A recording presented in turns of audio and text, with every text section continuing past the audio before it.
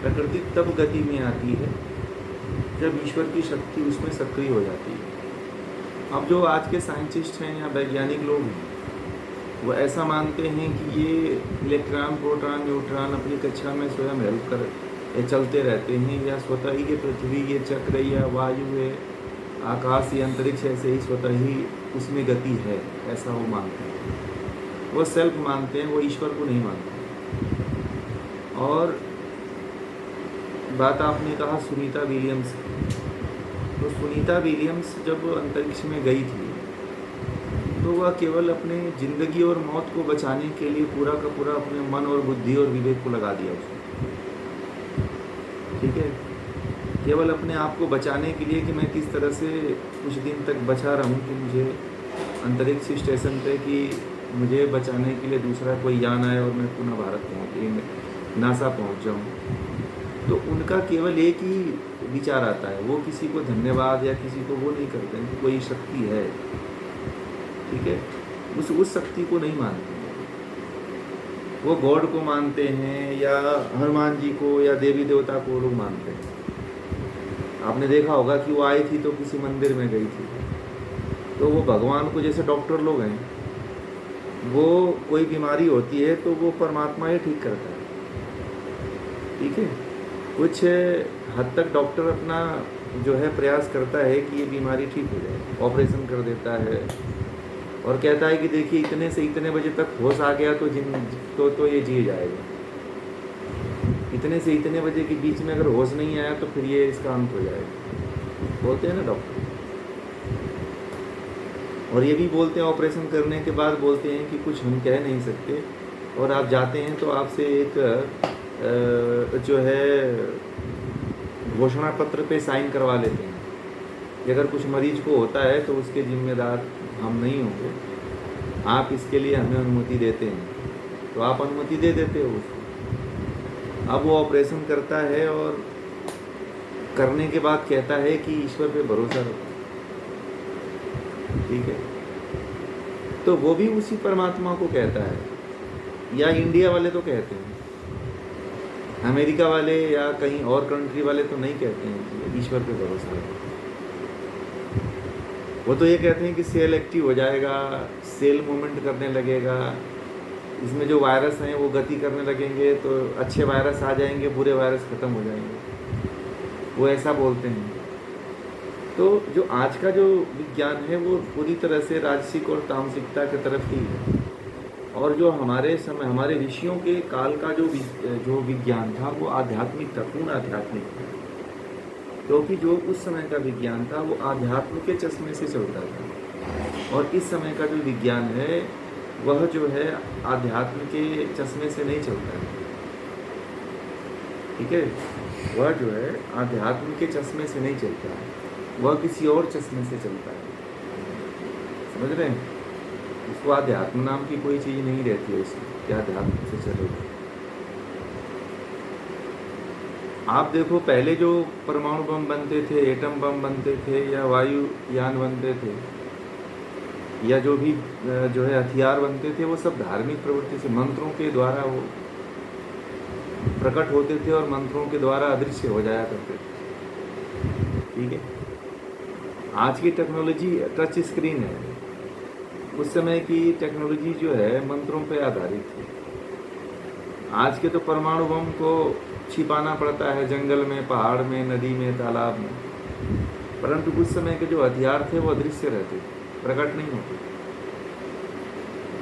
जब उन्हें आह्वान किया जाता था तभी वो प्रकट होते थे। तो इतनी बड़ी टेक्नोलॉजी थी,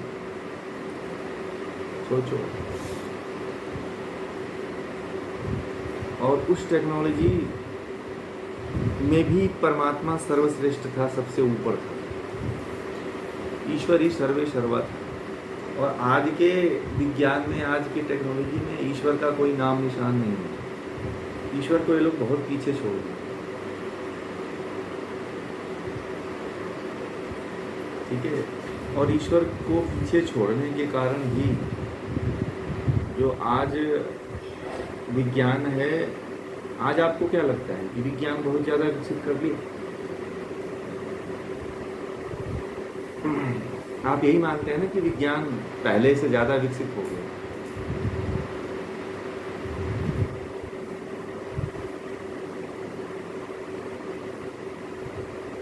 अभी उस समय के विज्ञान के बारे में जब आप शास्त्रों को पढ़ेंगे तब आपको पता चलेगा। उस समय का विज्ञान तो बिना मोबाइल के ही बात लोग करते थे हैं। आपके पास तो एक रेज वाला मोबाइल है जिसमें अगर रेज निकलती है तो वो भी आपके स्वास्थ्य के लिए हानिकारक होती है। और उस समय तो बैठे एक स्थान पे मैं बैठा हूँ और आप महाराष्ट्र में बैठे हो तो बातें हो जाती थी। तो सोचो वो कौन सी टेक्नोलॉजी रही होगी, वो कितनी महान और कितनी विशाल टेक्नोलॉजी रही हो। जिस टेक्नोलॉजी के बारे में हम लोग कभी कल्पना नहीं करते हैं, उस समय जो है वायुयान बना लेते थे, एरोप्लेन बना लेते थे, उस समय बैटरी बन जाती थी। ये बताइए उस समय जब बैटरी का आविष्कार महर्षि अगस्त ने कर दिया था तो क्या बल्ब का आविष्कार नहीं हुआ होगा? क्या और चीज़ें उपयोग नहीं हुई होंगी? असल में क्या है कि हमारे देश में हम लोग क्यों आश्चर्यचकित होते हैं कि हम लोग करीब 1500-2000 साल तक गुलाम रहे, और अंग्रेज़ों ने क्या किया कि हमारा फ़ायदा यही उठाया कि हम लोग अपने संस्कृति को, सभ्यता को, ज्ञान को तो भूल गए थे, और भूलने के बाद और जो बचा खुचा है उसको हम लोग पढ़ते नहीं हैं। और न पढ़ने के कारण वो लोग जो रिसर्च करते हैं तो हम लोग कहते हैं कि अमेरिका बहुत आगे है, जर्मनी बड़ा आगे है, रूस बड़ा आगे है, चाइना बड़ा आगे है, और वो लोग हमारे ही शास्त्रों को पढ़ करके वो खोज कर रहे हैं। ठीक है, और आपको वही जो आपकी टेक्नोलॉजी को वो डेवलप करके आपको बेच रहे हैं, और आप उनसे लाखों रुपए दे करके खरीद रहे हो। आज के समय में जो सरकारें आई हैं वो कभी भी अपने संस्कृति के बारे में बहुत ज़्यादा पुरजोर समर्थन नहीं करके आई हैं। अभी भी हमारी वर्तमान में भी देखा जाए तो हमारे ग्रंथों पे, हमारे शास्त्रों पे अभी बहुत ज़्यादा कोई रिसर्च नहीं है, या संस्कृत को या संस्कृति को बचाने के लिए बहुत ज़्यादा कोई शोध या रिसर्च या कोई यूनिवर्सिटी या कोई विद्वानों का सम्मान कहीं नहीं है।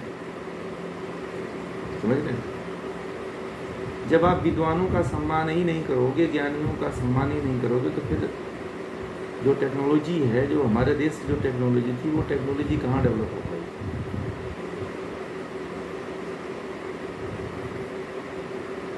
हमारे देश में वेद पढ़ाई ही नहीं जाते हैं।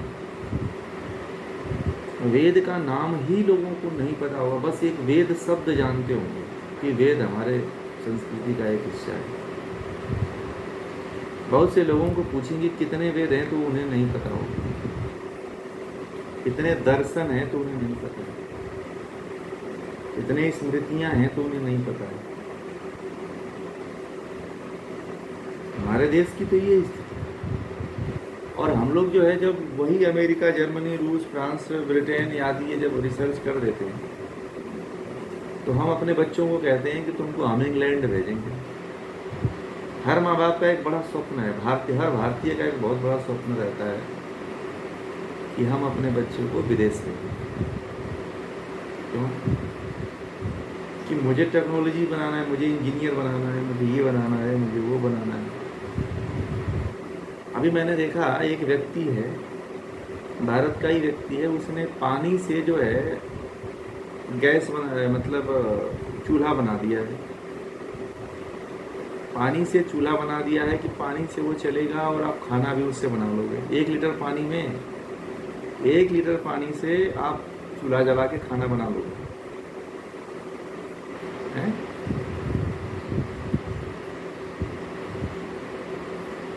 बताइए। तो ऐसी टेक्नोलॉजी अभी भारत के लोगों ने खोज कर दिया। तो आप सोचो कि उस समय की टेक्नोलॉजी क्या रही होगी, हैं? तो हमें अपने संस्कृति पे गर्व होना चाहिए और उस संस्कृति में छुपे हुए रहस्यों को खोजना चाहिए। हमें हमें अमेरिका को और ब्रिटेन को, रूस को, फ्रांस को, जर्मनी को गुरु नहीं बनाना चाहिए कि यही गुरु हैं, यही सब आगे हैं, यही सब जो करेंगे करेंगे। बहुत से एक परिवार को मैंने देखा था, वो जैसे आप लोग हैं वैसे वो भी हैं, बड़े लाइक करते हैं, परंतु वो मेरे सामने ही अपनी बच्ची को मांस और अंडा खिला रहे थे। मैंने कहा ऐसा क्यों करते हैं? तो बोल रहे हैं कि अब अमेरिका भेजूंगा पढ़ने के लिए, इंग्लैंड, तो वहाँ तो मीट, मांस, बकरी, अंडा सब खाना पड़ रहा है, इसलिए इसको आदत पकड़ा रहा हूँ। मैंने कहा क्यों? तो बोल रहे हैं कि साइंस को पढ़ाने के लिए। मैंने कहा कि इंडिया में साइंस नहीं है। तो बोले कि वहाँ के लोग ये सब खा करके बहुत बुद्धिमान होते हैं। मैंने कहा कि वहाँ ऐसा सब्जी, फल, मीट, मांस, ये सब्जी, फल, सब्जी वहाँ मिलता ही नहीं है, तो वो तो वही खाएंगे ना। जिस देश में 6 ऋतु होती हो और हर 2 महीने में फल मिलता हो, नया फल मिलता हो, हर 2 महीने में नया फसल मिलती हो, हर 2 महीने में नई सब्जी मिलती हो, उस देश के लोग जो है मीट मांस खाएं और कहें कि हमारी बुद्धि तेज हो जाएगी। क्या ऋषियों की बुद्धि से किसी की बुद्धि तेज है? नहीं। अच्छा ये बताइए, जो नासा है, नासा को चलाने वाले लोग कौन हैं? नासा को चलाने वाले लोग कौन हैं? भारतीय ही हैं, केवल भारतीय हैं। सबसे नंबर 1 पोजीशन पे कौन है? सब भारतीय हैं। उसमें 80% जो है, जो साइंटिस्ट होंगे, जो नंबर 1 के साइंटिस्ट होंगे, वो भारतीय हैं। और उनकी एक, अमेरिकन की एक बहुत बड़ी चाल ये होती है कि भारतीय रिसर्च करता है और जो रिसर्च डायरेक्टर जो है वो अमेरिकन को बनाते हैं, और जब रिसर्च सफल होता है तो अमेरिकन जो डायरेक्टर होता है उसका नाम आता है कि इस डायरेक्टर ने इस चीज़ का खोज किया था। इन लोगों की पॉलिसी बहुत खतरनाक है, आपको स्लीपर सेल में रख देता है। ठीक है, इंडियंस को क्या करता है, सबसे निचले दर्जे में डाल देते हैं, समझ रहे हैं, और अपने हाई लेवल पे रहते हैं। आप क्योंकि वो नौकरी करने के लिए जाते हो, तो आप उनके मतलब कि बॉस वो रहते हैं, बाकी आप उनके नीचे रहते हो। तो आप जो खोज करते हो, आपको पैकेज 1 करोड़ का, 2 करोड़ का मिल जाता है, परंतु नाम किसका होता है? जो बॉस है उसका नाम होता है, और उसको कुछ नहीं पता होता, ABCD कुछ नहीं पता होता। यही स्थिति है। जितने भी भारत में, जो भी विश्व में जो भी चीज़ें बन रही हैं, हथियार से लेकर के, टेक्नोलॉजी से लेकर के, उसमें ऋषियों के जीन वाले लोग हैं जो बना रहे हैं। वैसे अमेरिका वाले भी यहीं से गए हैं, कहीं और जगह से नहीं गए। महाभारत का जब युद्ध हुआ था तो उस समय युद्ध में बहुत ज़्यादा जो लोग मारे गए थे वो अमेरिका, साउथ अफ्रीका, दक्षिण जो है अन्य क्षेत्रों में भाग करके लोग गए थे।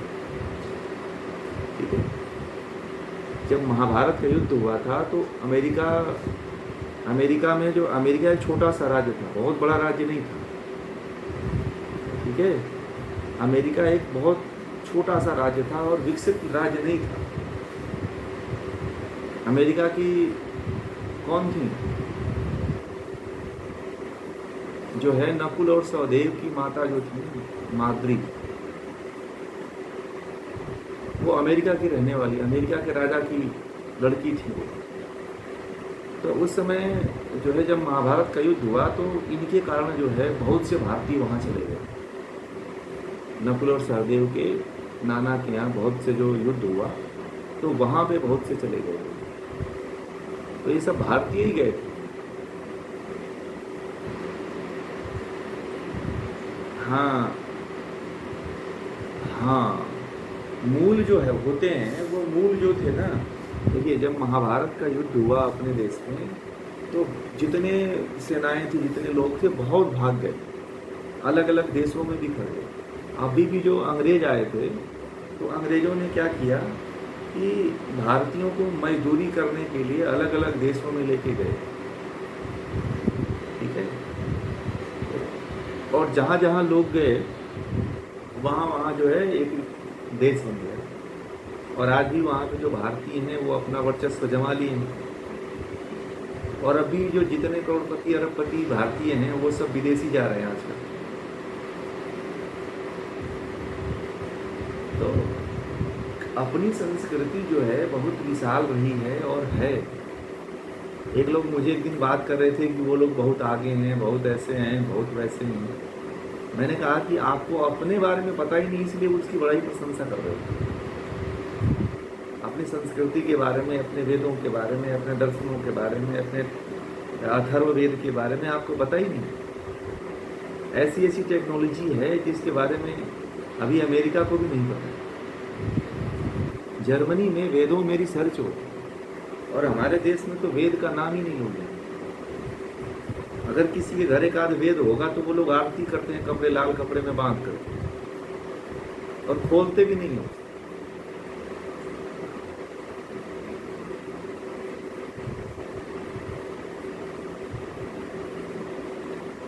ठीक है ना जी, बोलिए बोलिए।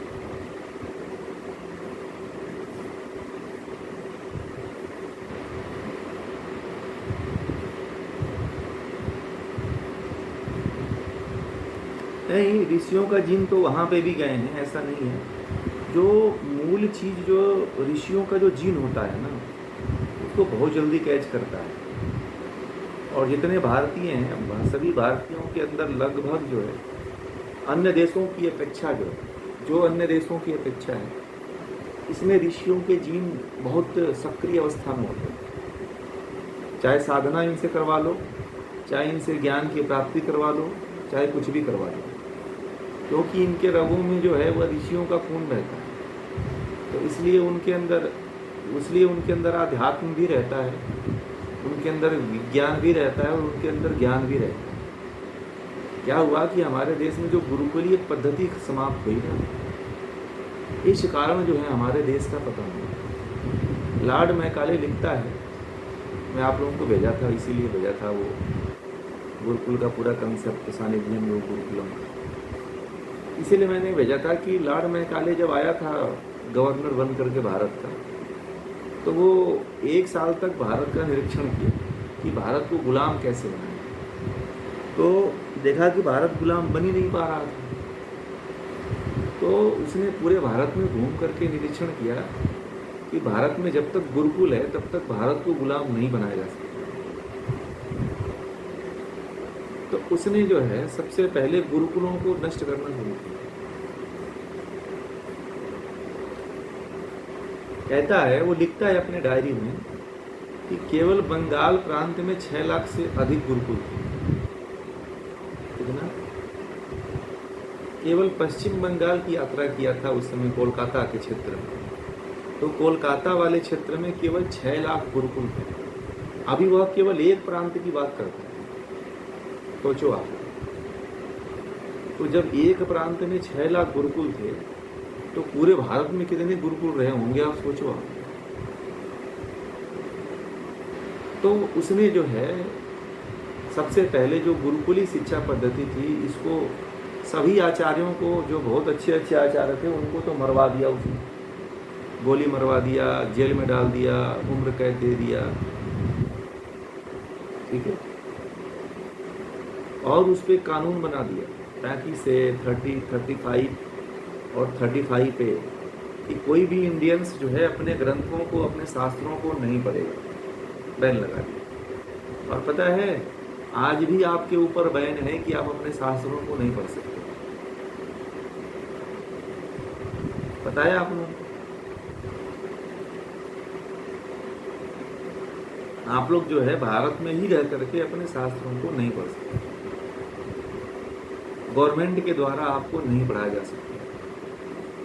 आपने इतने शिक्षा ले लिया, नौकरी भी कर रहे हैं, आप परिवार में भी चले गए, क्या कभी आध्यात्मिक जो आप लोगों को हम पढ़ा रहे हैं वो शिक्षा कभी मिली है? कभी नहीं मिली। क्यों नहीं मिली? क्योंकि वो बैन है। यहाँ पे मौलवी मुसलमानों को पूरा उर्दू फारसी पढ़ाने का अधिकार है, कुरान शरीफ बाइबल सब पढ़ाने का अधिकार है। केवल हिंदुओं को नहीं अधिकार है, क्योंकि उनको डर है कि अगर हिंदू जिस दिन पढ़ लिया उस दिन बहुत बड़ी क्रांति हो जाएगी। आपको पता है सोशल मीडिया के माध्यम से क्या किया जा रहा है। सोशल मीडिया जो है, सोशल मीडिया के माध्यम से बॉलीवुड जो एक बॉलीवुड सिनेमा है, आप लोगों को एक बात बता दूं, बहुत मेरी बात कड़वी लगेगी। दादा साहब फाल्के वो भारत में सिनेमा को लेकर के आए थे, और उनके द्वारा बहुत बड़ा जो है भारत में बहुत बड़ा षड्यंत्र आया, बहुत बड़ा षड्यंत्र आया। ठीक है, जिसके तहत भारत की संस्कृति को एकदम हटा करके दबाने का प्रयास किया गया।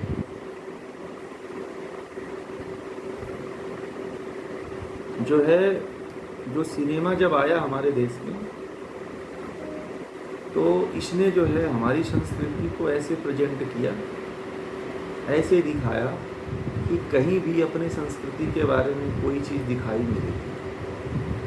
प्यार, मोहब्बत, और दूसरी चीज़ जो हमारे देश में फिल्में दिखाई जाती हैं वो अपने देश की हिस्ट्री है ही नहीं। हमारे देश की जो कहानी शुरू होती है शादी के बाद शुरू होती है। कब शुरू होती है? हमारे देश की कहानी जो है हर व्यक्ति की, आप देखना अपने दादा दादी नाना नानी की कहानी सुनना आप लोग, उनके यहाँ कोई इस तरह की कहानी जो फिल्मों में कहानी दिखाई जाती है, इस तरह की कहानी कभी हमारे देश की नहीं रही। तो बॉलीवुड वालों ने हम जबरन जो है हमारे देश में इस तरह की परंपरा उन्होंने खड़ा की, वर्ण व्यवस्था की। ठीक है, तो इस तरह से बॉलीवुड से लेकर के, फिल्म से लेकर के आज आप देख लो कि पूरे भारतीय जो जितने भारतीय लोग हैं वो अपने बच्चों को, और उनकी दिशा वही होती है जो मूवी फिल्मों में होती है, वैसे ही होती है उनकी भी दिशा। वैसे ही गाना गाते हैं, वैसे ही सुनते हैं, वैसे ही बोलते हैं। आपको पता है जो बॉलीवुड के जितने गाने हैं और जितने फिल्में बनती हैं वो सारी फिल्में किस नाम से बनती हैं? हिंदी फिल्म के नाम से बनती हैं। आप लोगों को पता है? वो एक भी हिंदी फिल्म नाम है हिंदी, परंतु उसमें हिंदी वर्ड है ही नहीं। जितने फिल्म बनती है वो सभी फिल्मों में जो है सारा का उर्दू और फारसी शब्द हैं। और जो हिंदू हैं वो अधिकांशतः जो है, देखना आप जो है, वो उर्दू और फारसी गाने पे बड़ा झूमते हैं, बड़ा नाचते हैं, बड़ा गाते हैं। उनका अर्थ पूछ दो तो उनको पता ही नहीं होता। तो इस तरह से हमारे देश में हमारी चीज़ को बहुत कुछ दबाया गया और अभी भी दबाया जा रहा है। अभी भी बहुत कुछ परिवर्तन नहीं हुआ है। वो आपके विपरीत ही दिखाया जाएगा। आप देखो, जितने भी कहीं पे भी कोई वेदों की बात होती है, कहीं दर्शनों की बात होती है, कहीं उपनिषदों की बात आती है, भारत का जो सोशल मीडिया है, न्यूज़ चैनल है या न्यूज़ पत्र हैं, वो केवल एक ही चीज़ दिखाते हैं। मर्डर कहाँ हो गया, रेप कहाँ हो गया, बलात्कार कहाँ हो गया, चोरी कहाँ हो गया। अच्छा ये बताइए, जब इसको आप बार बार दिखाओगे तो समाज में क्या प्रभाव पड़ेगा? पड़ेगा कि नहीं पड़ेगा? जो जनता है उसके ऊपर तो पड़ेगी। जितने भी आज कातिल हो रहे हैं वो सब क्राइम ब्रांच पेट्रोल वाला मूवी देख करके, धारावाहिक देख करके वैसे ही अपने घर में करते हैं, वैसे अपने प्रेमिका के साथ में करते हैं, वैसे ही परिवार के साथ में करते हैं। तो बहुत बड़ी दुर्दशा देश की है। तो क्या है कि जब तक आप अपने मूल चीज़ को नहीं पकड़ेंगे तब तक तो जीवन संभव, सही रास्ते पे चलना बड़ा मुश्किल है, सही दिशा में भी चलना बड़ा मुश्किल है। बात हो रही थी हमारी